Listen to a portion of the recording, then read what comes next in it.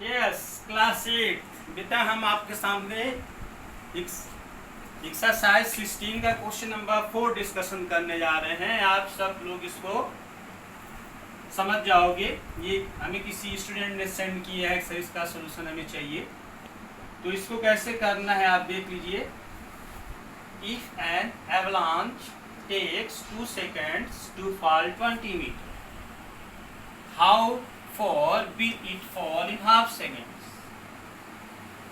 So, if the time taken by an avalanche to fall is proportional to the square root of the distance it falls.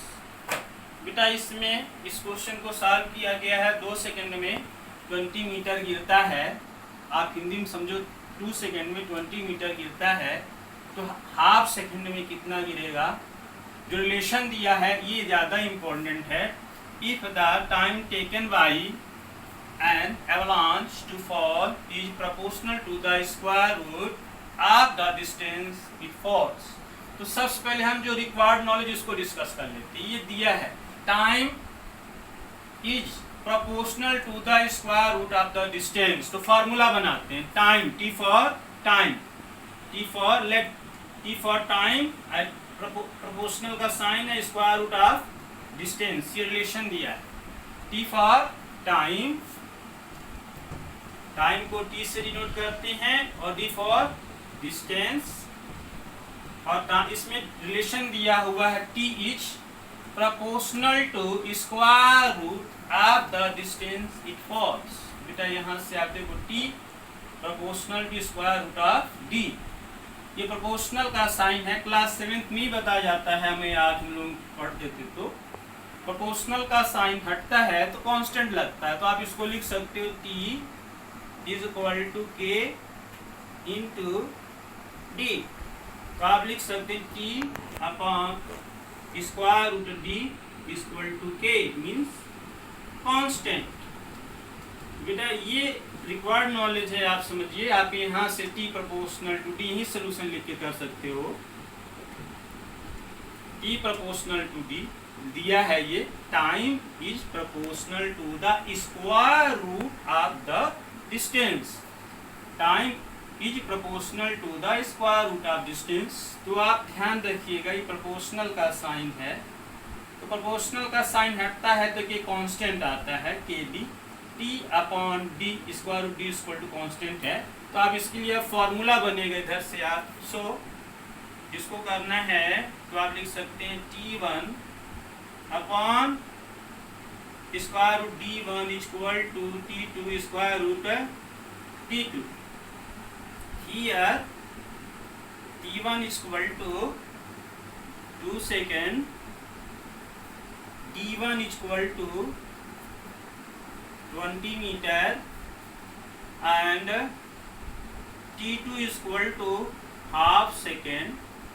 Half second को आप लिख सकते हैं 0.5 second भी लिख सकते हो। D2 आपको फाइंड आउट करना है तो ये फॉर्मूला यूज होगा। इस फॉर्मूला इसी से आया है। तो आप कुछ भी होगा T1 upon square root D1 equal to T2 upon square root D2 is also constant. ये फार्मूला इसी से आया है। अब इस फार्मूले में वैल्यू पुट कर दोगे तो आपका आंसर आ जाएगा, है ना। इसको आपने देख लिया है, वीडियो में देख लीजिएगा। इधर T1 D1 आपने इससे देख करके अब हम इसको सिंप्लीफाई करें। 16 चैप्टर है 8 का, अभी ख़त्म हो रहा है। किसी बच्चे का उसका क्वेश्चन आया है हमारे पास। तो T1 square root D1 T2 square root D2। T1 का वैल्यू है 2 सेकेंड, D1 का वैल्यू है 20 metre square 20 metre, T2 0.5 second है। हाफ सेकेंड मतलब 0.5। D2 आपको निकालना है स्क्वायर रूट D2। तो 2 square root D2 equal to 0.5 into इधर जाएगा, क्या हो जाएगा, अंडर 20 हो जाएगा। अब आप स्क्वायरिंग कर लो, स्क्वायरिंग बोथ साइड्स।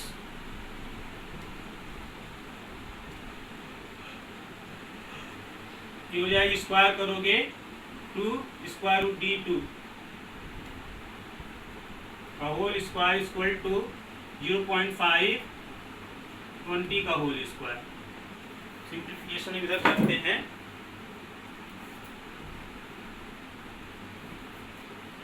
तो उसका हो जाएगा 2 square equal to 4 into D2 equal to इसका स्क्वायर करोगे 0.5 into 0.5 into square root 20 into square root 20।